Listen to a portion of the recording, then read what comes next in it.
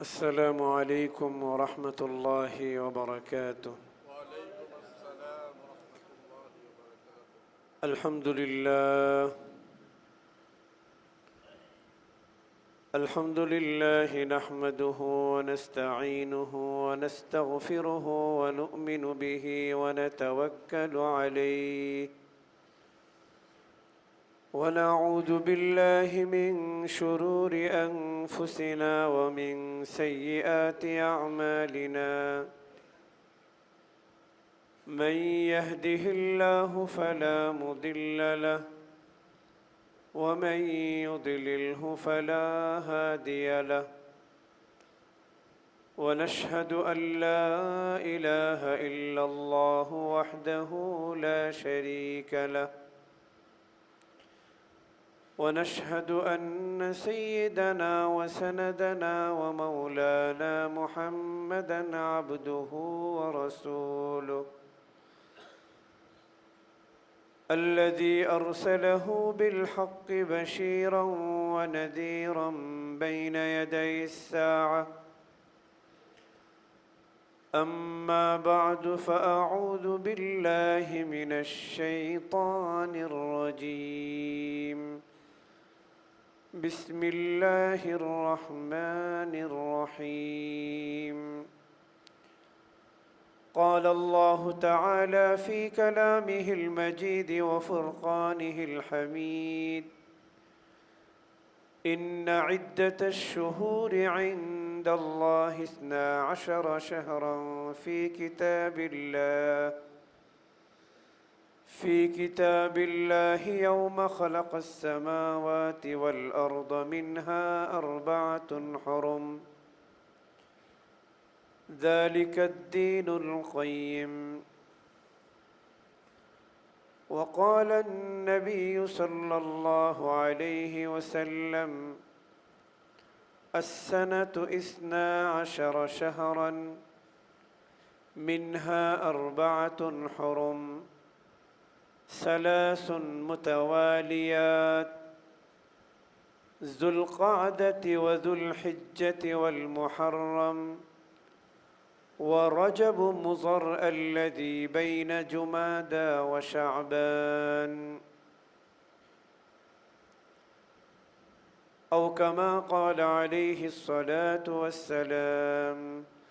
صدق الله العلي العظيم وصدق رسوله النبي الكريم، ونحن على ذلك من الشاهدين والشاكرين. سبحانك لا علم لنا إلا ما علمتنا إنك أنت العليم الحكيم. اللهم لا سهل إلا ما جعلته سهلا وأنت تجعل الحزن سهلا إذا شئت. উপস্থিত মোহতারাম ধর্মপ্রাণ মুসলমান মুসল্লিয়ান ইকরাম, বিভিন্ন মাদ্রাসা থেকে আগত প্রাণপ্রিয় তোলাবায়ে কেরাম এবং সর্বস্তরের ধর্মপ্রাণ মুসলমান ভাইয়েরা, আল্লাহ রাব্বুল আলামিনের মহান শাহী দরবারে অশেষ শুকরিয়া যে আল্লাহ রাব্বুল আলামিন বর্তমান সামাজিক অবক্ষয়ের এই যুগে, যে সময়ে একজন মানুষের জন্য ঈমান এবং আমলের উপর টিকে থাকা হাতের ভিতর জ্বলন্ত অগ্নিস্ফুলিঙ্গ রাখার চেয়েও কঠিন, এমন এক কঠিন পরিস্থিতিতেও আল্লাহ তাআলা আমাকে আপনাকে নিজের ঈমান আমলকে হেফাজত করে মুমিনিনদের এই কাফেলায় শামিল রেখে তার ঘর মসজিদে হাজিরি দেবার তৌফিক দিয়েছেন। হৃদয়ের গভীর থেকে আল্লাহর এই নেয়ামতের প্রতি শুকরিয়ার অনুভূতি রেখে জুবান দিয়ে কালিমাতুশ শুকর পড়ে বলি আলহামদুলিল্লাহ। মোহতারাম হাজিরিন, আমরা আরবি হিজরি সনের প্রায় শেষ প্রান্তে উপনীত। এখন যে মাসটি চলছে কম বেশি আমাদের সকলেরই জানা আছে, জিলকদ মাস। আজকে 22 তারিখ, 22শে জিলকদ। আর কয়েকদিন অতিবাহিত হলেই আমাদের মাঝে আরবি হিজরি সনের সর্বশেষ এবং অতি গুরুত্বপূর্ণ ফজিলতপূর্ণ একটি মাস জিলহজ মাস আমাদের সামনে সমাগত। এই মাস অত্যন্ত তাৎপর্যপূর্ণ একটি মাস, কারণ এই মাসে ইসলামের গুরুত্বপূর্ণ দুটি আমল রয়েছে। একটি হচ্ছে ইসলামের 5 স্তম্ভের অন্যতম স্তম্ভ হজ্জে বাইতুল্লাহ, যেটা আমরা যারা বাইতুল্লাহ থেকে অনেক দূরে, ভৌগোলিক দিক থেকে অনেক দূরে অবস্থান করি, আমাদের প্রত্যেকেরই জীবনের স্বপ্ন থাকে যে আমি এক সময় টাকা পয়সা জোগাড় করে আল্লাহ পাক আমাকে সঙ্গতি দিলে, তৌফিক দিলে আমরা আল্লাহর ঘরে ছুটে যাব। এই স্বপ্ন আমার আপনার সকলের দিলে আছে না নাই ভাই? আমরা সবাই আল্লাহর ঘরকে ভালোবাসি। আল্লাহর ঘরটাকে ধরতে আমাদের কার না মনের চায়? ওই কালো গিলাফটার চতুর্দিকে তওয়াফ করতে, কালো গিলাফটায় যেটা সারা বিশ্বের মানুষের টান যেই কালো গিলাফের দিকে, যেই ঘরটার দিকে, বাইতুল্লাহ। তো সেই ঘর দেখার বাসনা, স্বপ্ন আমাদের প্রত্যেকেরই ছোটবেলা থেকেই, বুঝ হওয়ার পর থেকেই আমরা লালন করি যে কবে আমরা সেই ঘরে ছুটে যাব। তো সেই হজ্জে বাইতুল্লাহ, বাইতুল্লাহর হজ, এটাও এই জিলহজ মাসে এই আমলটা সারা বিশ্ব থেকে লক্ষ লক্ষ মানুষ সেখানে ছুটে যায় এবং আল্লাহর এই বিধান তারা পালন করে থাকে। আরেকটা গুরুত্বপূর্ণ আমল হলো এই মাসে ইব্রাহিম আলাইহিস সালামের যে সুন্নত আবিকুম ইব্রাহিম, ত্যাগ এবং কোরবানির ইতিহাস যার সাথে জড়িত, সেই কোরবানির আমল এবং মুসলমানদের দুটি উৎসবের একটি উৎসব ঈদুল আজহাও এই জিলহজ মাসে। কাজেই এই জিলহজ মাসটা আমার আপনার সকলের জন্য অত্যন্ত তাৎপর্যপূর্ণ এবং গুরুত্বপূর্ণ।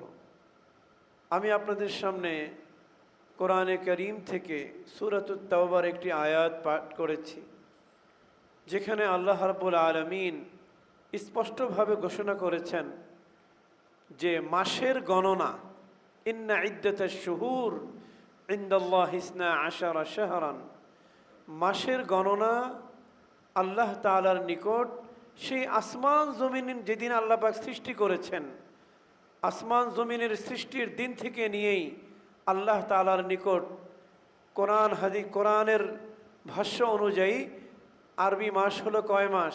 12 মাস।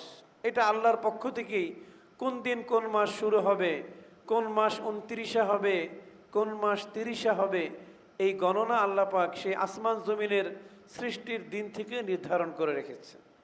অতএব এখানে আমার আপনার কোনো হাত নেই যে আমাদের ইচ্ছা হলো এই মাসটা 29 ধরলাম, আবার ইচ্ছা হলো সামনের মাসটা 30 ধরলাম। এই ইচ্ছা, এই অধিকারকে আল্লাহ বান্দাকে দিয়েছেন। আল্লাহ বলছেন তোমরা চাঁদ দেখবে, চাঁদ দেখে মাস শুরু হবে, আবার নতুন মাসের চাঁদ দেখা মাত্রই আগের মাস শেষ হয়ে যাবে। তো চাঁদ দেখেই মাস শুরু হবে, চাঁদ দেখেই মাস শেষ হবে। তো এই চাঁদের উপর নির্ভর করে চন্দ্রমাস। এটা আল্লাহ রাব্বুল আলামিন পূর্ব থেকে নির্ধারণ করে দিয়েছেন। যদিও জাহিলি যুগে সেই বর্বর যুগের কাফের মুশরিক যারা ছিল, তারা কি করত? নিজেদের ইচ্ছা মতো এই মাসগুলোকে তারা নির্ধারণ করত। কারণ কি? তাদের মধ্যে গোত্রে গোত্রে যুদ্ধ, বিগ্রহ, মারামারি, কাটাকাটি, হানাহানি লেগেই থাকত। তো তারা একটা ভালো কাজ করত কি, যে আল্লাহ তাআলা এই 12 মাসের মধ্যে যে 4টা মাসকে সম্মানিত করেছেন, ওই মাসে যুদ্ধ করা নিষেধ, এই বিধানটা তারা মানত। এখন দেখলো যে কোনো গোত্রের সাথে যুদ্ধ চলতেছে, কিন্তু এখন মুহররম মাস চলে আসতেছে। তারা ঘোষণা করত, বা রজব মাস চলে আসতেছে, তখন তারা ঘোষণা করত যে এবছর রজব মাস 10 দিন পর থেকে শুরু হবে, নিজেদের মতো করে ঘোষণা করে দিত। তো এই জাহিলি যুগের লোকেরা নিজেদের ইচ্ছা মতো মাস নির্ধারণ করত। যখন ইসলাম আসলো, আল্লাহ নবী ঘোষণা করলেন যে আল্লাহ তাআলা আসমান জমিনের সৃষ্টির দিন থেকেই 12 মাসের সময় যেটা নির্ধারণ করে দিয়েছেন, ইসলাম আসার পরে সেটা আবার আগের অবস্থায় ফিরে গেল। এখন থেকে আল্লাহ কর্তৃক নির্ধারিত যে দিন মাস, ওইভাবেই মাস শুরু হবে, আল্লাহর হুকুমে ওইভাবেই মাস শেষ হবে। অর্থাৎ চাঁদ দেখে আমরা মাস শুরু করব, চাঁদ দেখেই মাস শেষ করব। ওই কথাটাই আল্লাহ পাক কোরআনে বলেছেন, ইন্না ইদ্দাতাশ শুহুরি ইনদাল্লাহি 12 শাহরান ফি কিতাবিল্লাহি ইয়াওমা খালাকাস সামাওয়াতি ওয়াল আরযা মিনহা আরবাতুন হুরুম। আল্লাহ বলছেন যে আমি আসমান জমিনের সৃষ্টির দিন থেকে এই 12 মাসকে সৃষ্টি করেছি, এবং এই 12 মাসের 4টা মাসকে আমি সম্মানিত করেছি। আরবাতুন হুরুম। এখন এই 4 মাস কি, এটা কোরআনের মধ্যে উল্লেখ নেই। হাদিসে পাকে রাসূলুল্লাহ সাল্লাল্লাহু আলাইহি ওয়াসাল্লাম এই 4 মাস কোন মাস, এটা আল্লাহ নবী নির্ধারণ করে দিয়েছে। সেই 4 মাস হলো, হাদিসে আসছে আস-সানাতু 12 শাহরান মিনহা আরবাতুন হুরুম সালাসুন মুতাওয়ালিয়াতুন। আমরা এই 4টা মাস অনেকে নাম ভুলে যাই, জানাও নাই হয়তো অনেকে আমাদের। আমরা নিজেরা মুসলমান, কিন্তু ইসলামের এই গুরুত্বপূর্ণ বিষয় আমাদের অনেকেরই জানা নেই। যদি আমাদের এখানে 100 জনকে জিজ্ঞেস করা হয়, বলেন তো সম্মানিত 4 মাস কোনটি, দেখা যাবে হয়তো অর্ধেক মানুষই বলতে পারবে না। এটা আমাদের জানা উচিত।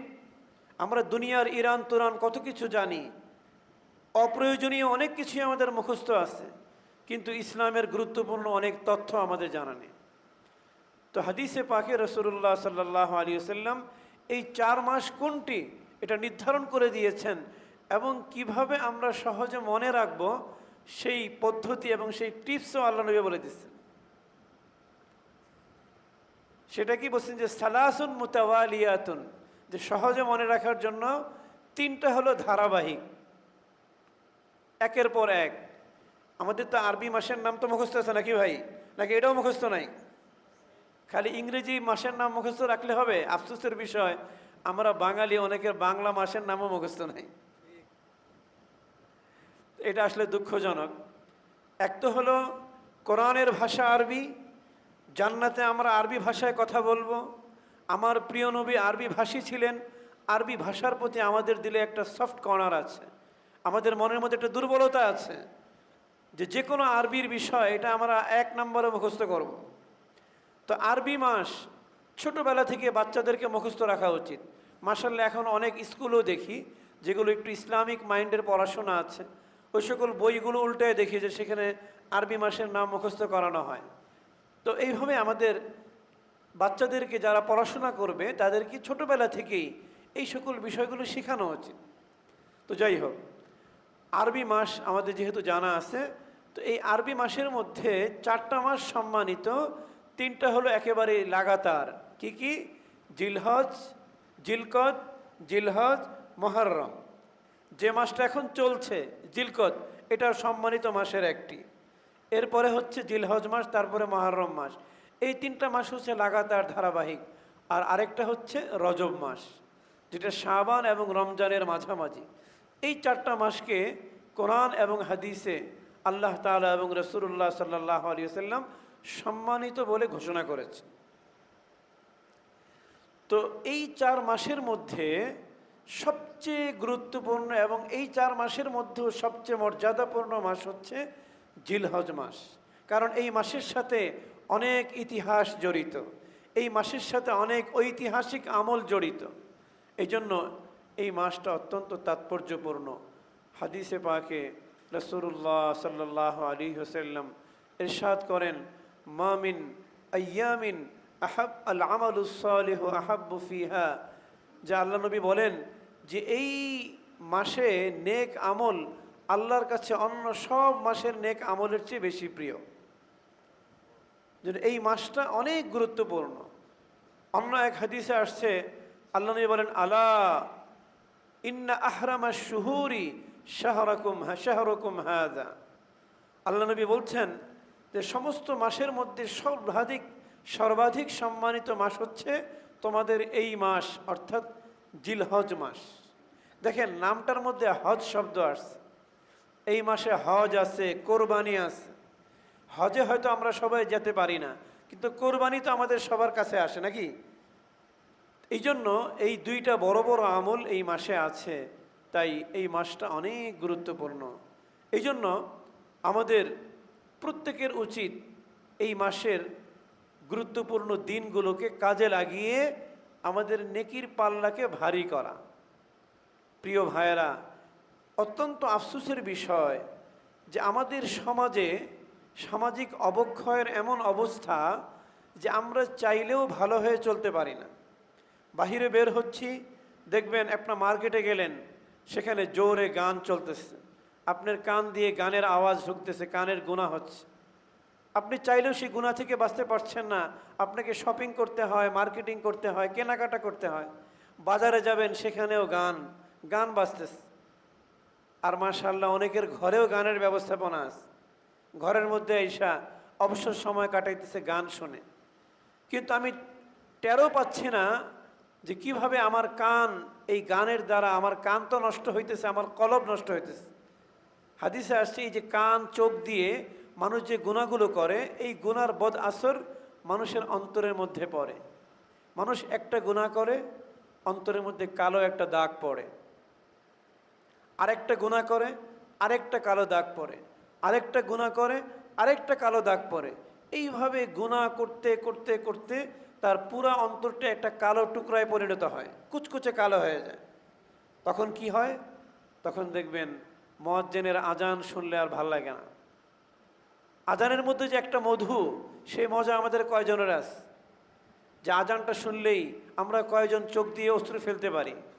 আজান শুনে কয়েকজন আল্লাহর পাগল হয়ে মসজিদে ছুটে আসতে পারি? আজান হচ্ছে মানে স্বাভাবিক বিভিন্ন আওয়াজই তো আমাদের কানে আসতেছে, আজানের আওয়াজও আসতেছে, আসলো, এর কোনো আসর, এর কোনো প্রতিক্রিয়া, কোনো ইফেক্ট আমাদের মনের মধ্যে নাই।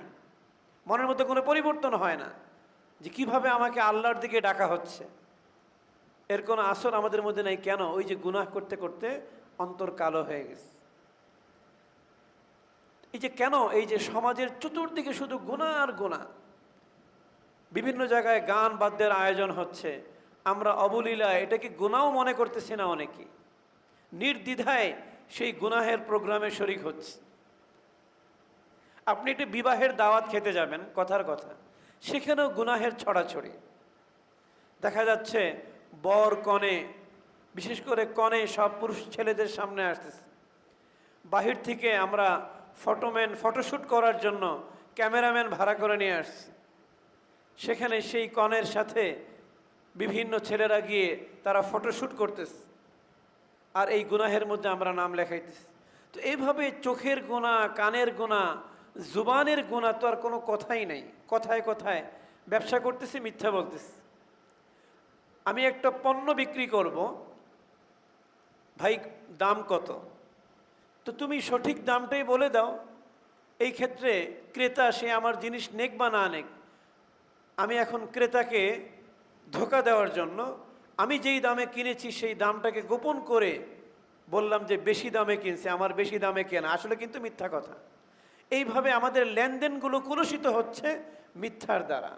জুবান দিয়ে মিথ্যা বলতেছি, জিহবার দ্বারা গুনাহ হচ্ছে। আমি একজনের সাথে আমার একটু মনোমালিন্য হলো, তার আড়ালে জুবান দিয়ে গীবত করতেছি, জুবানের দ্বারা গুনাহ হলো। চোখ দিয়ে অশ্লীল জিনিস দেখতেছি। আমাদের প্রত্যেকের হাতে হাতে এখন অ্যান্ড্রয়েড সেট, মোবাইল, ঘরের মধ্যে টিভি, বাহিরে হাঁটতে গেলে বিভিন্ন আজে বাজে দৃশ্য।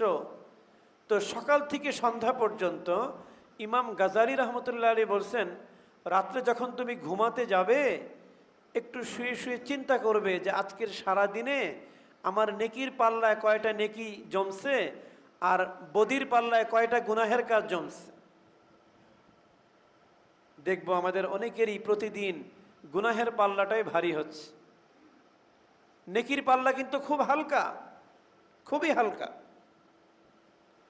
কারণ এই সামাজিক অবক্ষয়ের কারণে চতুর্দিকে গুনাহের পরিবেশ, গুনাহের মাহৌল, আমাদের শরীরের প্রত্যেকটা অঙ্গ দিয়ে বিভিন্ন গুনাহ হচ্ছে।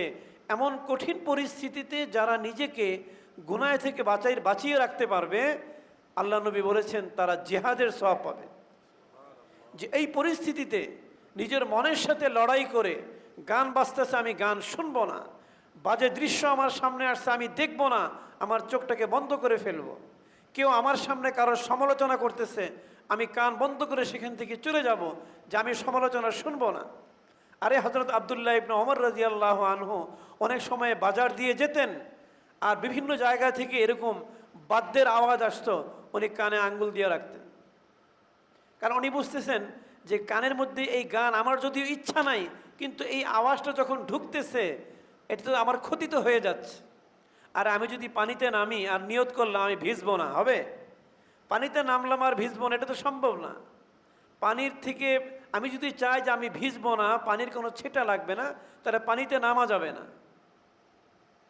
রাস্তা কাদায় ভরা, আর সেই কাদা দিয়ে আমি হাঁটলাম, সতর্ক থাকলাম না, আর মনে মনে নিয়ত করলাম যে কাদার কোনো ছিটা আমার গায়ে লাগবে না, এটা সম্ভব?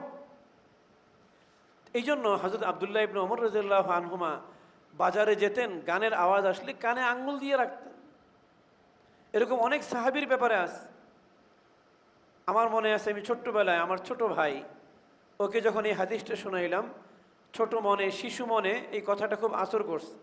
সেও দেখতাম বাজারে যখন যাইতেছে কানে আঙ্গুল দিয়ে রাখতেছে বাইরে, যে আব্বু ভাইয়া গানের আওয়াজ তো আমার কানে ঢুকতেছে।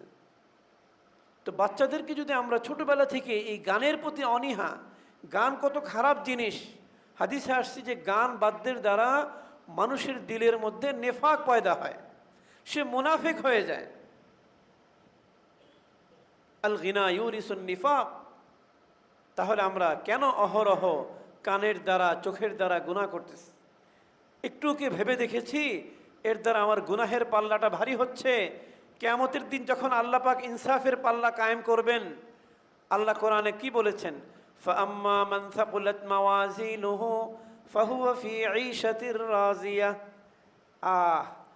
কিয়ামতের দিন যার নেকির পাল্লাটা ঝুঁকে যাবে, নেকির পাল্লাটা ভারী হয়ে যাবে, তার আনন্দের কোনো সীমা নাই, কোনো সীমা নাই। সে খুশি, যে আলহামদুলিল্লাহ আমার দুনিয়ার পরিশ্রম আজকে কাজে আসলো। দুনিয়াতে আল্লাহ পাক যতটুকু আমল করার সুযোগ দিয়েছিলেন, আজকে সেই আমলটা আমার কাজে আসছে। দুনিয়াতে আমি লা ইলাহা ইল্লাল্লাহর জিকির করেছিলাম, দুনিয়াতে আমি তাকবীরের ধ্বনি দিয়েছিলাম আল্লাহু আকবার, দুনিয়াতে আমি আল্লাহর প্রশংসার ঘোষণা দিয়েছিলাম আলহামদুলিল্লাহ বলে, দুনিয়াতে আমি আমার অক্ষমতা প্রকাশ করেছিলাম লা হাওলা ওয়ালা কুওয়াতা ইল্লা বিল্লাহিল আলিয়্যিল আযীম বলে, আজকে আমার সেই আমলগুলো কাজে আসছে, আমার নেকির পাল্লা ভারী হয়েছে। তো কিয়ামতের দিন যার নেকির পাল্লা ভারী হয়ে যাবে, তার চেয়ে বড় সুসংবাদ, তার চেয়ে বড় আনন্দের বিষয় আর কোনো কিছুই থাকবে না। এটাই আল্লাহ কোরআনে বলছেন, ফাহুয়া ফি ঈশাতির রাজিয়া, সে আনন্দে নাচতে থাকবে, মহা আনন্দ। ভাই একটু দৃষ্টান্ত দিয়ে বলি, যে যাদের গ্রামে বাসা, গ্রামে ঈদ করতে যাই না আমরা, ঢাকা শহরে চাকরি করি, কত কষ্ট করি, তো দেখবেন যে ঈদের আগ দিয়ে টিকিট সহজে পাওয়া যায় না, টিকিটের দামও বাইরে যায়। এখন বেচারার টিকিট কাটতে দেরি হয়েছে, কাউন্টারে গেছে, দেখে যে লম্বা লাইন, হায় হায় ঘন্টা, প্রচণ্ড গরম, প্রচণ্ড দাবদাহ, এই রোদ্রের তাপে পুড়তেছে, আর টিকিটের অপেক্ষা, কারণ বাড়ির তো টান আছে, টিকিট না হলে বাড়ি যেতে পারবে না। তো এই লম্বা লাইন ধরে ঘন্টাকে ঘন্টা দাঁড়িয়ে থেকে একদম যখন টিকিটটা হাতে পায়, তাদেরকে জিজ্ঞেস করে দেখেন তার মনে কত আনন্দ লাগে। মনে হয় যে সে জান্নাতের টিকিট পেয়ে গেছে, এত আনন্দ যে এখন সে বাড়ি যাবে, তার প্রিয়জনদের সাথে ঈদ করবে। আর আরেকটা লোক 4 ঘন্টা 5 ঘন্টা লাইনে দাঁড়িয়ে থেকে যখন একদম আর 2-3 জন বাকি আছে, এই সময় টিকিটটা পেয়ে যেমন সময় বলে টিকিট শেষ, বুকিং শেষ, আর টিকিট হবে না, ওই সময় তার মনটা কেমন লাগবে? অনেক খারাপ লাগবে না ভাই?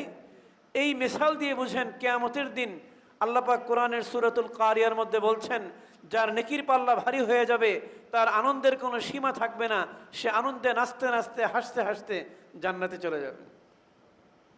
ঠিক তার বিপরীতে, ও আম্মা মান খাফফাত মাওয়াজিনুহু ফাউম্মুহু হাবিয়া, যার নেকির পাল্লা হালকা হয়ে যাবে। দুনিয়াতে সে সারাদিন বেকার কাটাইছে, একটু 100 বার সুবহানাল্লাহ বলার সময় হয় নাই, সারাদিনে 100 বার আল্লাহু আকবার বলার সময় হয় নাই, 100 বার সুবহানাল্লাহ বলার সময় হয় নাই, লা হাওলা ওয়ালা কুওয়াতা ইল্লা বিল্লাহিল আলিয়্যিল আযীম পড়ার সময় হয় নাই, আমার প্রিয় নবীর প্রতি দুরূদ পড়ারও সময় হয় নাই তার। সারাদিন বেকার, মোবাইল একটা আছে বাস, মোবাইল নিয়ে ব্যস্ত।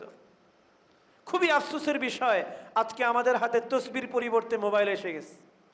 আমাদের প্রত্যেকের পকেট যদি চেক করা হয়, আমি নিজেও এর মধ্যে শামিল, আমাদের সবারই এই অবস্থা।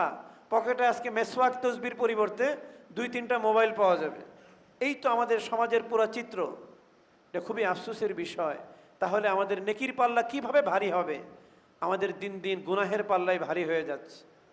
প্রিয় ভাইয়েরা, এই জন্য একটু বিবেককে প্রশ্ন করি, নিজের মনকে বলি যে আমার জীবনের প্রত্যেকের বয়সের কতগুলো বছর চলে গেছে, কখন আল্লাহর ডাক আসে কেউ বলতে পারি না।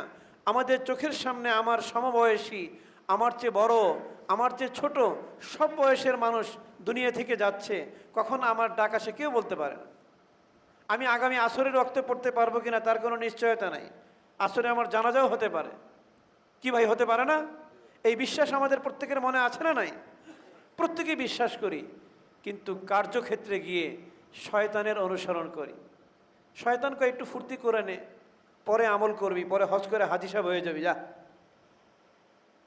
শয়তান এইভাবে আমাদেরকে বিভিন্ন কলা কৌশলে, বিভিন্নভাবে সে আমাদেরকে জালের মধ্যে ফেলায় রাখে, একটা ঘরের মধ্যে ফেলায় রাখে, যার কারণে আমরা চাইলেও ভালো হয়ে চলতে পারি না। তো কথা, এটা আমার মূল আলোচ্য বিষয় না। আমি যেটা বোঝানোর জন্য বলছি ভাই, যে বর্তমান সামাজিক যে অবক্ষয়, আমাদের নেকির পাল্লা ভারী করা অনেক কঠিন, গুনাহের পাল্লা ভারী করা এখন সহজ হয়ে গেছে। এজন্য আমরা কি নেকির পাল্লা ভারী করতে চাই ভাই? নেকির পাল্লা যদি ভারী করতে চাই, তাহলে আমাদের জন্য এক মহান সুযোগ আসতেছে এই জিলহজ মাস।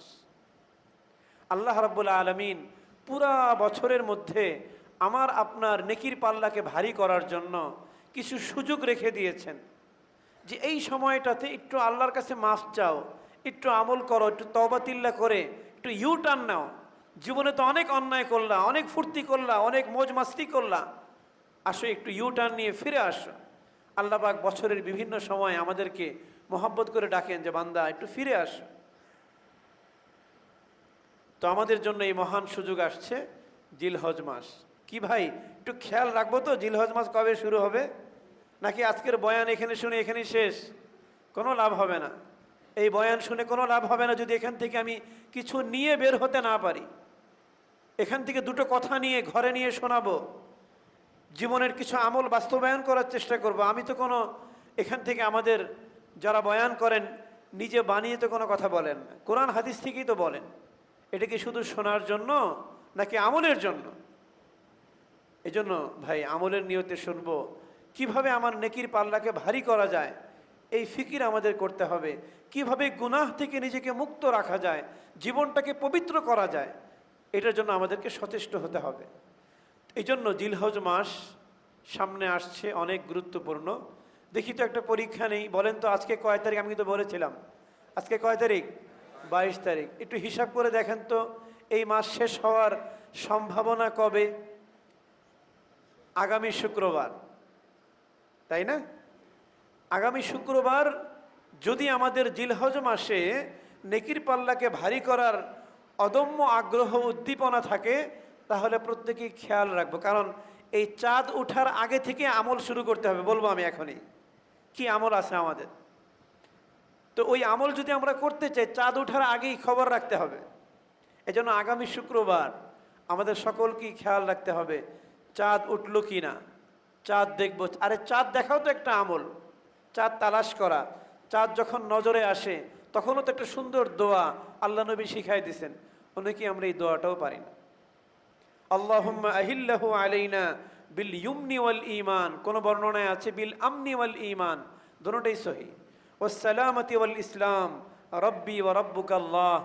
এই দোয়ার অর্থটা কত সুন্দর, যা আল্লাহ তুমি এই চাঁদ আমাদেরকে দান করেছ, এই চাঁদ যেন আমাদের জীবনে বরকত নিয়ে আসে। এবং চাঁদকে লক্ষ্য করে আমি বলতেছি যে এই চাঁদ, তুমি তো আল্লাহর সৃষ্টি, তোমার রব আল্লাহ, আমার রবও আল্লাহ, রব্বি ও রব্বুক আল্লাহ। তো আল্লাহর কাছে দোয়া করা যে এই নতুন মাসটা যেন আমার জীবনে অনেক আমল, অনেক বরকত নিয়ে আসে। বিগত মাস যা হয়েছে হয়েছে, অনেক অন্যায় করেছি, অনেক গুনাহ করেছি, আবার নতুন করে সিদ্ধান্ত নিয়ে আমি এখন থেকে ভালো হয়ে যাব, আমার নেকির পাল্লায় নেকি জমা করব। অনেকেই দেখবেন ঘরে বসে, এখন তো এটা খুব অ্যাভেলেবেল, অনলাইনে ইনকাম করে। দেখা যায় খালি মোবাইল টিপে ল্যাপটপে ক্লিক করে আর তার নামে বিভিন্ন ব্যবসা করতেছে, টাকা জমা হচ্ছে। তো আমরা তো টাকা ইনকাম করার ক্ষেত্রে যে 1 ঘন্টা কাজ করলে আমার আরও কিছু ডলার ইনকাম হবে, এই হিসাবটা আমরা খুব ভালো বুঝি। কিন্তু আরেকটু আমল করলে যে আমার আমল নামায় আমল জমা হবে, এটা আমরা বুঝি না। কারণ আমাদের বিশ্বাসের মধ্যে কমতি আছে। যদি সত্যিকারের 100% বিশ্বাস থাকতো, তাহলে কখনোই আমি নির্দ্বিধায় সারাদিন আমলবিহীন কাটাতে পারতাম না। দিন শেষে দেখা যায় আমাদের অনেকের নামাজও কাজা হয়ে যায়, অনেক গুনাহ আমাদের আমল নামায় জমা হয়ে যায়। এই জন্য আগামী শুক্রবার আসলেই আমাদের খেয়াল রাখতে হবে যে জিলহজের চাঁদ উঠল কি না, এটার দিকে আমরা খেয়াল রাখবো তো ইনশাআল্লাহ। যদি শুক্রবার না উঠে শনিবার উঠবে, তো আগামী শনিবার বা রবিবার থেকেই জিলহজ মাস শুরু হয়ে যাবে। তো জিলহজ মাসটা আমি কোরআনের যে আয়াত আপনাদের সামনে পেশ করেছি এবং আল্লাহ নবীর হাদিস থেকে এই মাসের তাৎপর্য এবং গুরুত্ব বুঝেছি। বিশেষ করে এই মাসের প্রথম 10টা দিন, প্রথম দশক, যেটাকে আশরু জিলহিজ্জা বলে, এটা অনেক গুরুত্বপূর্ণ। যেটা কোরআনে কারীমের 30 নম্বর পারার সূরাতুল ফজরে আল্লাহ পাক কসম করে বলেছেন, ওয়াল ফজরি ওয়া লায়ালিন আশর। আল্লাহ বলছেন ফজরের শপথ এবং 10 রাত্রির শপথ। তো আল্লাহ রাব্বুল আলামিন, আমি এর আগেও এক বয়ানে বলেছিলাম যে কোরআনে কারীমের বিভিন্ন আয়াতে আল্লাহ পাক কসম খান, বলেছিলাম না? তো এই কসম খাওয়ার অর্থ কি? দুনিয়াতে আমরা কসম খাই না, কেন কসম খাই? যেন আমার কথাটা বিশ্বাস করে, মানুষ যেন আমার কথাটা বিশ্বাস করে। ভাই আমি কসম খেয়ে কইলাম ভাই আমি নামাজ পড়ছি, কসম খেয়ে কইলাম ভাই আমি এই কাজটা করি নাই। কেন বলি? যেন আমার কথাটা 10 জন মানুষ কি করে? বিশ্বাস করে যে এই লোকটা কসম খেয়ে তো মিথ্যা বলতে পারে না। যেহেতু আল্লাহর নামে কসম করছে, অতএব তার কথাটা সত্য। কারণ এত বড় জঘন্য লোক তো আর সে না যে আল্লাহর নামে কসম খেয়ে মিথ্যা কইব। এখন প্রশ্ন হলো যে আল্লাহ তাআলা কেন কসম খান? আল্লাহর চেয়ে বড় সত্যবাদী কি আর কেউ আছে? ওয়ামান আসদাকু মিনাল্লাহি হাদিসা, আল্লাহ নিজেই বলতেছেন যে আমি আল্লাহর চেয়ে বড় সত্যবাদী আর কে আছে? তো আল্লাহ তাআলা কোরআনে যে বিভিন্ন আয়াতে কসম খান, এর উদ্দেশ্য তো কখনোই এটা নয় যে মানুষদেরকে আল্লাহ তার কথাকে বিশ্বাস করানোর জন্য আল্লাহ কসম খাইবেন, এটা তো নয়। তাহলে আল্লাহ কেন কসম খান? ভালো করে মনে রাখবেন, আল্লাহ পাক যেই জিনিসের কসম খান ওই জিনিসের গুরুত্ব বোঝানোর জন্য কসম খেয়ে থাকেন। বুঝতে হবে এই জিনিসটা অনেক গুরুত্বপূর্ণ। যেমন এই সূরার মধ্যে আল্লাহ পাক ওয়াল ফজরি বলে ফজরের কসম খেয়েছেন, বোঝা গেল ফজর নামাজটা অনেক গুরুত্বপূর্ণ। যদিও আফসোসের বিষয়, ফজরের নামাজ এখন তো মাশাআল্লাহ মসজিদ ভরে গেছে, বাহিরেও লোক, এবং যখন খুতবা শুরু হবে নিস্তালাও ভরে যাবে। এরা তো এই এলাকারই নাকি, এবং এই পুরা সব এলাকার এই মসজিদের না হোক কমপক্ষে 10 কাতার তো হবে। রমজান মাসে দেখা যায় না, কিন্তু আপনি ফজরের নামাজে আসেন, আফসোস লাগে। আমি আগেও একদিন কষ্ট নিয়ে বলেছিলাম, আমার মহল্লার ভাইদেরকে বলছিলাম, ভাই ফজর নামাজটা মিস করেন না ভাই।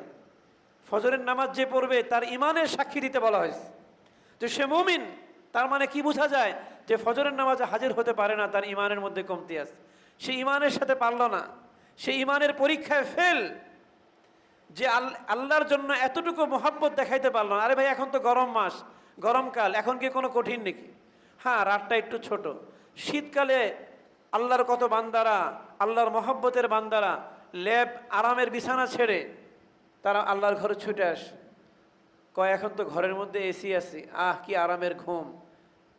কেবল ঘুমটা জমে, আর যখন মুয়াজ্জিন সাহেব বলেন আল্লাহু আকবার, আজান দিতেছে, শয়তানের পা টিপা শুরু হয়, তখন আরেকটু ঘুমাইলো।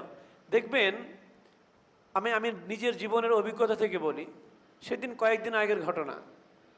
আমি মসজিদে রুমে শোয়া, একবার 3:30টায় ঘুম ভাঙছে, মোবাইলে অ্যালার্ম দেওয়া। আরেকবার 4টা বাজে ঘুম ভাঙছে, লাফ দিয়ে উঠছি।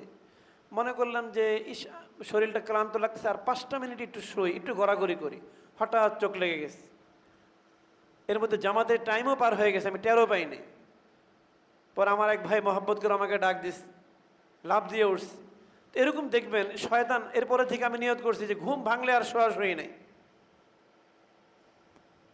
শয়তান দেখবেন ওই সময় ধোকা দিবে যে তুই আর 2টা মিনিট শো না, একটু শো। শুয়ে পড়লে দেখবেন আর ঘুম ভাঙবে না, একদম মজার ঘুম চলে আসছে। অনেক সময় এমনও হয়ে যায় নামাজ কাজাও হয়ে যায়। আমরা চাই না ফজরের নামাজ কাজা করতে, তাও কাজা হয়ে যায়। তো এই জন্য ভাই কথাটা যে জন্য বললাম যে আমরা অনেক সময় মসজিদ থেকে আজান হয় ফজরের সময়, ঘরে বসে থাকি, মাত্র 2 কাতার মুসল্লি, তার মধ্যে তো বেশ কিছু ছাত্র থাকে, ছাত্রদেরকে বাদ দিলে 1 কাতারও হয় না। তো এর চেয়ে বড় দুঃখজনক বিষয় আর কি হতে পারে। তো আমি আবার আজকে উপস্থিত মুসল্লিরা, আপনারা যারা শুনছেন, কোরআনে আল্লাহ পাক বলছেন ওয়াল ফজরি, আমি ফজরের শপথ করছি। আল্লাহর এই শপথ থেকে বোঝা যায় ফজরের নামাজ অনেক গুরুত্বপূর্ণ। এবং হাদিসে আসছে যে ফজরের নামাজ পড়ে তোমরা তার ইমানের সাক্ষী দাও, সে মুমিন। তো এই কথাগুলো সামনে রেখে আমরা আজকে থেকে একটু নতুন করে কারা কারা এই নিয়ত করতে পারি যে ফজরের নামাজ কালকে থেকে মিস করবো না ইনশাআল্লাহ। আয় আল্লাহ, তুমি আমাদের এই হাতগুলোকে কবুল করে নাও। তো আমি দেখতে চাই ফজরের নামাজ যেন মসজিদ ভরপুর হয়। আজান শুনে একটু রাত্রেবেলায় ব্যবস্থা নিয়ে ঘুমাবো, রাত্রেবেলা আগে আগে ঘুমানোর চেষ্টা করব। মোবাইল নিয়ে পড়ে থাকবো না। ঘুম নষ্ট করলে স্বাভাবিক ঘুম তো ভাঙবে না। যদি আমি রাত্রেবেলা, কারণ রাত্রকে আল্লাহ পাক ঘুমের জন্য বানাইছেন, ওয়া জাআলনা লাইলা লিবাসান, প্রয়োজনে আমরা শেষ রাত্রে উঠে আল্লাহর কাছে কান্নাকাটি করি, কিন্তু শুরু রাত্রে জাগাটা ঠিক না। শুরু রাত্রে আমরা আগে আগে ঘুমায় যাব, তাহলেই ফজরের নামাজে আসা সহজ হবে। আর এই যে হাত তুলে নিয়ত করলাম, আল্লাহ পাক দেখছেন। তবে একটা সতর্ক করে দিই, আজকে আমরা এতগুলো মানুষ নিয়ত করলাম না, এখন শয়তানের মাথা ব্যথা কিন্তু শুরু হয়ে গেছে। শয়তান এখন জরুরি মিটিং ডাকছে। ইবলিসের নেতৃত্বে এখন ইমার্জেন্সি মিটিং হবে এবং তার চেলাপেলাদেরকে নিয়ে সে বসবে যে অমুক অমুক বান্দারা, অমুক আব্দুর রহিম, আব্দুর রহমান, সে কিন্তু কালকে ফজরে আসার নিয়ত করছে, তারে যেমনিই হোক যে কোনো মূল্যে মসজিদে আসা থেকে ঠেকাইতে হবে। ইবলিসের মিটিং শুরু হয়ে গেছে কিন্তু। তো কি ভাই, শয়তানের ডাকে সাড়া দিব না শয়তানের সাথে লড়াই করব? শয়তান তো ঘোষণা দিয়েছে, চ্যালেঞ্জ করছে আল্লাহর কাছে যে আমি আমার জীবন চিল্লা দিয়ে দিব, তারপরে বনি আদমকে গোমরাহ করে ছাড়ব। আর আমরা কি শয়তানের বিরুদ্ধে চ্যালেঞ্জ করতে পারি না যে তুই আমার বিরুদ্ধে জীবন চিল্লা কেন, আরো কয়েক জীবন চিল্লা দিল, তুই আমাকে আল্লাহর পথ থেকে সরাতে পারবি না? পারবো না ভাই ইনশাআল্লাহ। এজন্য আমি আবার হাতে পায়ে ধরে অনুরোধ করছি, বিশেষ করে যারা এই মসজিদে নামাজ পড়ি, আজান যখন শুনবো আমরা ঘরে বসে থাকবো না, আল্লাহর আওয়াজ আহ্বান শুনে মসজিদের দিকে ছুটে আসব। কারণ কোরআনে আল্লাহ বলছেন ওয়াল ফজর, ফজরের শপথ। আল্লাহর এই শপথের গুরুত্ব যদি আমরা বুঝে থাকি, ইনশাআল্লাহ আমাদের ভিতরে যদি ঈমান থেকে থাকে, আমরা আজান শুনে টের যখন পাবো ফজরের ওয়াক্তের, কখনোই ঘরে বসে থাকতে পারবো না। আল্লাহ আমাদের এই নিয়তকে পুরা করার তৌফিক দান করেন। এরপরে আল্লাহ বলছেন ওয়ালায়ালিন আশর, 10 রাত্রির শপথ। মুফাসসিরিনদের সর্দার হযরত আব্দুল্লাহ ইবনে আব্বাস রাদিয়াল্লাহু আনহুমা উনি ব্যাখ্যা করেছেন, এখানে 10 রাত্র দ্বারা আল্লাহ তাআলা জিলহজ মাসের প্রথম দশককে বুঝিয়েছেন। তাহলে বোঝা গেল জিলহজ মাসের এই প্রথম দশকটা অনেক গুরুত্বপূর্ণ, অনেক গুরুত্বপূর্ণ। কোনো কোনো বর্ণনা এমনও পাওয়া যায় যে এই দশকের প্রতিটি রাত যারা ইবাদত বন্দেগীতে কাটাবে তাদেরকে আল্লাহ লাইলাতুল কদরের সমপরিমাণ সওয়াব দান করবেন। এত বড় অপরচুনিটি এবং সুযোগ আমাদের সামনে উপস্থিত। আমরা হয়তো আলোচনা না করলে অনেকে জানতামও না, খবরও নাই জিলহজ মাস আইলো কখন আর গেল কখন, অনেকে আমাদের খবরও থাকে না। আমরা খালি কি জানি ঈদ আসতেছে, ঈদ আসতেছে। আরে ভাই, আমাদের যে নেক আমলের একটা সুযোগ আসতেছে, এই খবর আছে আমাদের? খবর নেই। এই জন্য এখন আমি আপনাদের সামনে এই জিলহজের প্রথম দশকের কিছু আমল, কিছু কর্মসূচি দিব, কে কে পালন করবেন ইনশাআল্লাহ। হাত নামান। আল্লাহ তাআলা আমাদের হাতগুলোকে কবুল করেন। আমি খুব সংক্ষিপ্তভাবে এই জিলহজ মাসের প্রথম দশকের কিছু কর্মসূচি, কিছু আমল আপনাদের সামনে পেশ করব। ইনশাআল্লাহ আমি নিজেও আমল করার চেষ্টা করব। আল্লাহ পাক আমাকে এবং সুন্নাহওয়ালা সকলকে আমল করার তৌফিক দান করেন। প্রথম যেহেতু আমলটা চাঁদ ওঠার থেকে শুরু, এজন্য আমি বলেছি আমাদেরকে খেয়াল রাখতে হবে আগামী শুক্রবার জিলহজের চাঁদ ওঠে কি ওঠে না, এজন্য খেয়াল রাখতে হবে। কাজেই চাঁদ তো ওঠার সম্ভাবনা আছে, এই জন্য এর আগে আমাদের একটা আমল আছে। এই জন্য আগামী শুক্রবারই দিনের বেলা আমলটা করে ফেলবো, পারবো না ইনশাল্লাহ? কারণ হাদিসে আসছে রাসূলুল্লাহ সাল্লাল্লাহু আলাইহি ওয়াসাল্লাম বলেন, যখন তোমরা জিলহজের চাঁদ দেখো, যখন তোমরা জিলহজের চাঁদ দেখো, তখন তোমাদের মধ্যে যারা কোরবানির ইচ্ছা করেছ তাদের জন্য একটা মুস্তাহাব আমল হলো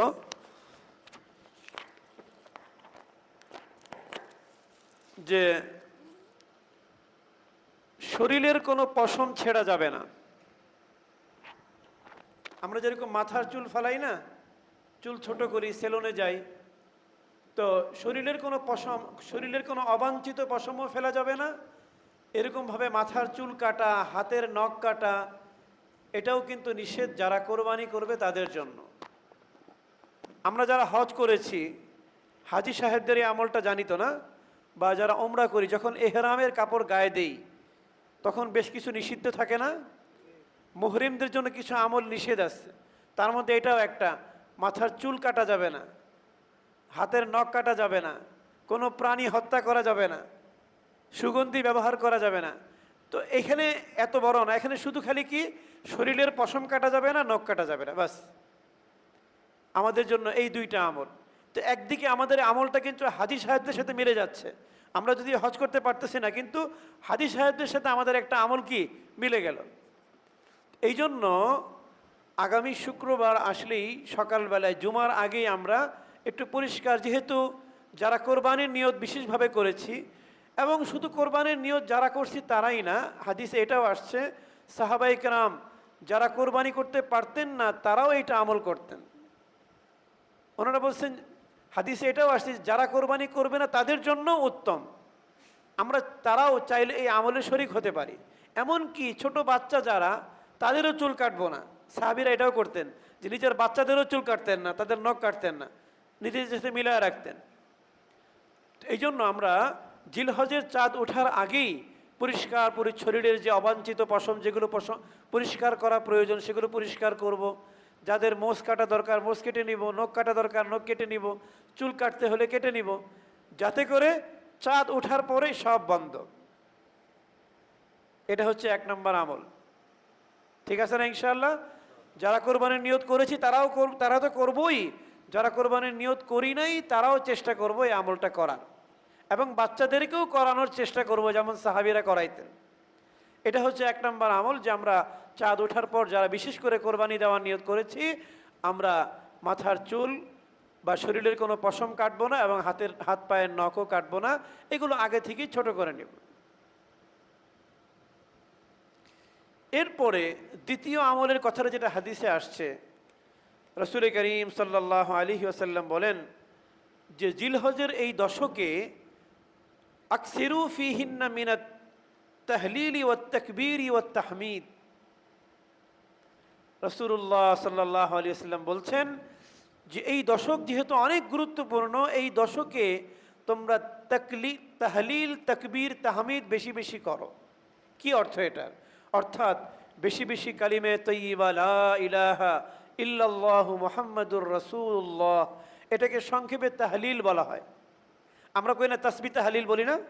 এটা তো সবাই কথার মধ্যেও বলি। তাহলিল মানেই হচ্ছে লা ইলাহা ইল্লাল্লাহ বলা।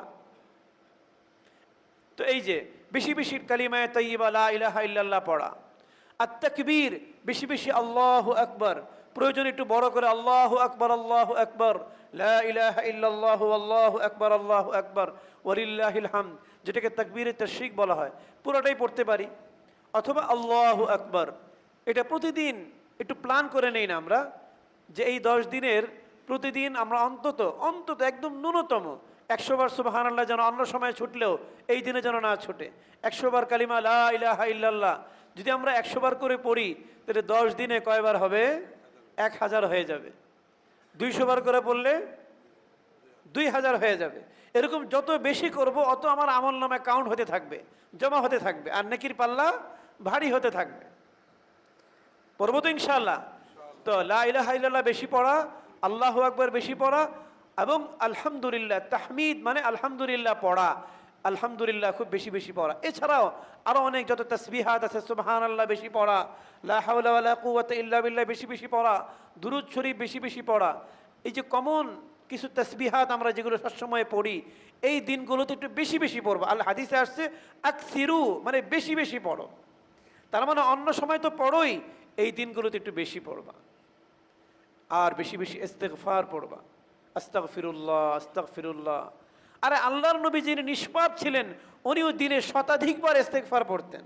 তো আল্লাহর নবী যদি কোনো গুনাহমুক্ত হয়ে নিষ্পাপ হয়ে ইস্তেগফার পড়তে পারে, আর আমার আপনার মাথা থেকে পা পর্যন্ত গুনাহের শেষ নাই, গুনাহে আমরা জর্জরিত, গুনাহের সাগরে ডুবন্ত, এরকম গুনাহের সাগরে ডুবন্ত ব্যক্তি হয়েও আমাদের ইস্তেগফার পড়া দরকার আছে না নাই? এই জন্য বেশি বেশি এই দিনগুলোতে ইস্তেগফারও পড়ব। এটা হচ্ছে 2 নম্বর আমল, যে এই প্রথম দশকে তাকবীর, তাহলিল, তাহমিদ, ইস্তেগফার, দুরূদ শরীফ, লা হাওলা ওয়ালা কুওয়াতা, এই যে তাসবিহাতগুলো, এগুলো আমরা খুব বেশি বেশি পড়ব।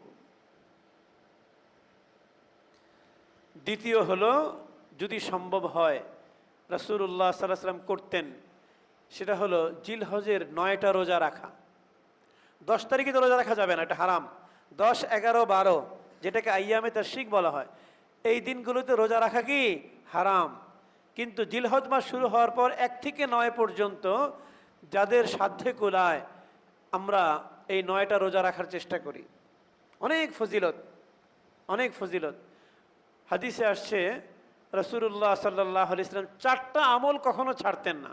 বলবো 4টা আমল, আরবাউন লাম ইয়াকুন ইয়াদাউহুন্না নবী সাল্লাল্লাহু আলাইহি ওয়াসাল্লাম। 4টা আমল আল্লাহর নবী কখনোই ছাড়তেন না। ওই 4টা আমলের মধ্যে আমি যে আমলের আলোচনা করছি এটাও আছে, এই জন্যই বললাম। 4টা আমল কি কি? 1 নম্বর হলো আশুরার রোজা, মুহররমে আমরা সামনে রাখবো ইনশাআল্লাহ, সামনে আসতেছে।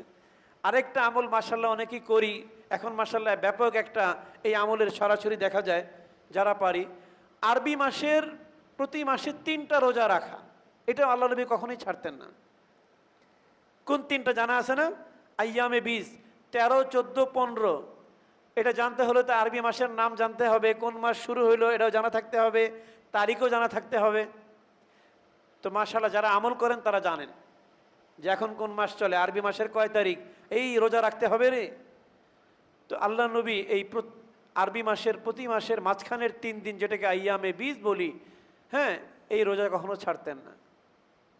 কয়টা গেল? 2টা। 3 নম্বর হলো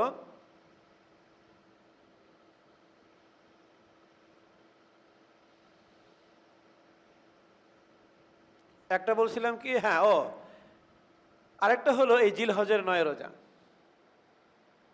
জিলহজ মাসের 1 তারিখ থেকে 9 তারিখ পর্যন্ত লাগাতার 9টা রোজা আমাদের প্রিয় নবী রাখতেন। আর 4 নম্বর হলো ফজরের আগের 2 রাকাত সুন্নত।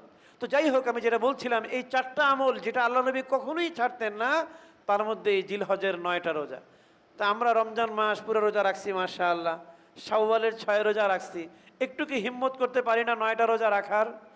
একটু কষ্ট হবে, ঈদের আগের দিন বা তার আগের দিন হাটে যাইতে হবে, ওই দিন একটু কষ্ট হইতে পারে। তো একটু কষ্ট আল্লাহর জন্য করি। তো এই আমাদের জিলহজের প্রথম দশকের গুরুত্বপূর্ণ আরেকটা আমল হলো এই 9 দিনের 9টা রোজাই রাখা। যদি 9টা না পারি 8টা রাখি, 8টা না পারি 7টা রাখি, 7টা না পারি 6টা রাখি, 6টা না রাখি 5টা রাখি। সাধ্যমতো যেই কয়টা রাখি সেই কয়টাই ফজিলত। অনেকেই আছে 9টা যখন রাখতে পারি না তো রাখলামই না, এটা কিন্তু বোকামি। আচ্ছা, যদি আমি এই 9টার মধ্যে 7টাই অন্তত পক্ষে আরাফার দিনের রোজাটা, এইটা যেন কোনোভাবে মিস না হয়, মানে ঈদের আগের দিনের রোজা, এটা কিন্তু অনেক গুরুত্বপূর্ণ। অনেক হাদিসে আসছে যে ইন্নী আহতাসিবু আলাল্লাহি আন ইউকাফিরা সানাতাল্লাতী ক্বাবলা ওয়াস সানাতাল্লাতী বা'দা, যে আল্লাহ নবী বলছেন আমি আল্লাহর কাছে আশা রাখি যে এই আরাফার দিনের রোজাটা রাখবে। 9 তারিখ আরাফার দিন মানে কি? 9 তারিখের রোজা রাখবে, ঈদের আগের দিন। এই রোজাটা যে রাখবে, আমি আল্লাহর কাছে আশা রাখি পূর্বের 1 বছরের গুনাহ এবং অগ্রিম 1 বছরের গুনাহ আল্লাহ মাফ করে দিবেন। আমাদের দ্বারা কত সগীরা গুনাহ হয়ে যায় না, মানে মনের অজান্তেই। তো এই সকল আমল দ্বারা আল্লাহ ওই গুনাহগুলো মাফ করে দেন। তাহলে আরাফার দিনে রোজা রাখবো তো ইনশাআল্লাহ। এখানে একটা ভ্রান্তি আছে আপনাদেরকে, যে আরাফার ইয়ামে আরাফার রোজা আমরা অনেকেই বুঝি না এটা কি। আমরা মনে করি হাজী সাহেবরা যেই দিন আরাফার ময়দানে অবস্থান করেন ওইটাকে আমরা ইয়ামে আরাফা মনে করি। এই যে এখানে উপস্থিত অনেকেই মনে করেন না, অনেকের ভুল ধারণা আছে, এটা সম্পূর্ণ ভুল। ওলামা একরাম বলছেন আরাফার দিন এটা হলো 9 তারিখের সাথে সম্পৃক্ত। আরে আমরা আমাদের দেশে ঈদ পালন করি কয় তারিখে? 10 তারিখে না? হ্যাঁ, আমাদের চাঁদপুরের কিছু ভণ্ড লোক আছে এরা বাদ, যারা সৌদি আরবের সাথে মিলায়া। আমরা আমাদের দেশে আমাদের আকাশে চাঁদ দেখেই আমরা ঈদ পালন করি এবং শরীয়তের বিভিন্ন বিধান পালন করি। তাহলে ইয়ামে আরাফার রোজা বলতে ঈদের আগের দিন 9 তারিখের রোজা, এমন নয় যে যেই দিন হাজিরা আরাফার ময়দানে থাকেন ওই দিন ইয়ামে আরাফা। ওইটা তো আমাদের দেশ অনুযায়ী 8 তারিখ হয়। কয় তারিখ হয়? এখন যে লোক নাকি শুধু ইয়ামে আরাফার রোজাই রাখবে, সে কি করলো? শুধু 8 তারিখ রোজা রাখলো, আর আমাদের দেশের যে 9 তারিখ এই দিন রাখলো না, সে তো আরাফার দিনে রোজা থেকে মাহরুম হয়ে গেল। মাহরুম হয়ে গেল না? আমাদের দেশে কেউ যদি, যেমন মনে করেন ওই দেশে যখন জিলহজ মাসের 10 তারিখ, আর আমাদের দেশে কয় তারিখ হবে? 9 তারিখ। তো ওই দিন আমরা রোজা রাখতেছি না। এখন যদি কেউ বলে যে আপনি হারাম কাজ করতেছেন, এটা হবে? হবে না। এই জন্য ইয়ামে আরাফা এটা তারিখের সাথে সম্পৃক্ত। আমাদের দেশে যখন 9 তারিখ আসবে ওই দিনই আমরা আরাফার রোজাটা রাখবো। হ্যাঁ, কেউ যদি 8 তারিখ রাখে, এটা তো আমি বললাম 9টা রোজা রাখতে, কোনো অসুবিধা তো না, এটা আরও ভালো। হাজী সাহেবরা যেদিন আরাফার ময়দানে অবস্থান করেন সেই দিনও তো রোজা রাখার কি আছে? ফজিলত আছে, ওটা নিষেধ না। কিন্তু ওই দিনটাকে ইয়ামে আরাফা বলা হবে না যতক্ষণ আমি আমার দেশে থাকবো। যখন আমি আমার দেশ থেকে বিমানে উড়ে সৌদিতে নামবো, তখন আমার জন্য ইয়ামে আরাফা হবে ওই দেশের তারিখ অনুযায়ী। কথা কি ক্লিয়ার হলো? তো আমাদের তৃতীয় আমল হলো এই 9টা রোজা। 9টা না পারলে 8টা, 8টা না পারলে 7টা, যে কয়টা পারি অন্তত পক্ষে একটাও যদি রাখি তাহলে এই আরাফার দিনটা রাখবো। আরাফার দিন যেন আমাদের কোনোভাবেই মিস না হয়। কিন্তু আফসোসের বিষয়, আমরা ঈদের আগের দিন অনেকে ওই দিনে গরু কিনি, তো এই গরু কিনতে গিয়ে একদম টায়ার্ড হয়ে যায়, রোজা রাখতে পারি না। চেষ্টা করে গরুটা আগের দিন কিনি, ওই দিনটাকে আমলের জন্য রেখে দেই। যদি আমার রোজা রাখতে কষ্টই হয়, গরু কিনতে গিয়ে রোজা রাখতে পারবো না এমনই যদি হয়, তাহলে আগের দিন কিনি। এইভাবে আমরা আকপিচ করে এই দিনের রোজাটা আমরা কোনোভাবেই কী করবো না ভাই, মিস করবো না। আল্লাহ তাআলা আমাদের সকলকে, তাহলে আমি শুরু থেকে আবার বলতেছি, প্রথম আমলটা বলছিলাম যে আগে থেকে পরিপাটি হয়ে নিব, কারণ চাঁদ ওঠার পর থেকে নখ কাটা বন্ধ করে দিব, শরীরের পশম কাটা বন্ধ করে দেব। এখন প্রশ্ন হলো আমরা কখন থেকে কাটতে পারবো, এটা প্রশ্ন হয় না? তো যারা কোরবানি দিবেন তাদের জন্যই হলো যখন জানোয়ার কোরবানি হয়ে যাবে এরপর থেকে আমরা কাটতে পারি। এই জন্য ঈদের নামাজেও নখ টক না কেটে যাইতে হবে। মনে করি ঈদের নামাজে যাওয়ার আগে নখটা কেটে ফেলে, এদের তো আমল হলো না ঈদের নামাজে। কারণ আমরা কোরবানি করবো ঈদের নামাজ পড়ে আইসা, ঈদের নামাজে যাওয়ার আগে নখ কাটা যাবে না, মোষ কাটা যাবে না। বড় বড় মোষ নিয়ে আল্লাহর পাগল হয়ে ঈদের মাঠে যাইতে হবে, তাকবীর জোরে জোরে তাকবীর পড়তে পড়তে যাইতে হবে। তো এই জন্য আমরা যারা এই চুল নখ কাটা বন্ধ রাখবো তাদের জন্য করণীয় হলো যখন আমাদের পশু কোরবানি হয়ে যাবে এরপর আমরা কাটবো। আর যারা নাকি কোরবানি দিচ্ছে না তারা ঈদের দিন ঈদের নামাজে যাওয়ার আগে কাটতে পারে, কোনো অসুবিধা নেই।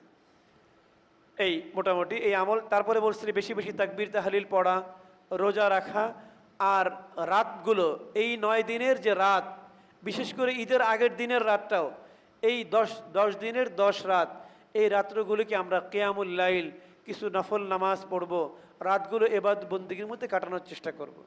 এইভাবে আমাদের সামনে জিলহজের যে 10 দিন গুরুত্বপূর্ণ দিনগুলো আসতেছে, এটাকে যদি আমরা কাজে লাগাতে পারি তাহলে কিন্তু আমাদের নেকির পাল্লা কি হবে? ভারী হবে। আমাদের নেকির পাল্লা কিন্তু খুব হালকা হয়ে আছে। এই জন্য আমরা এই জিলহজ মাসের প্রথম দশকটাকে সুন্দরভাবে কাজে লাগিয়ে নেকির পাল্লাকে সমৃদ্ধ করার, নেকির পাল্লাকে ভারী করার চেষ্টা করব।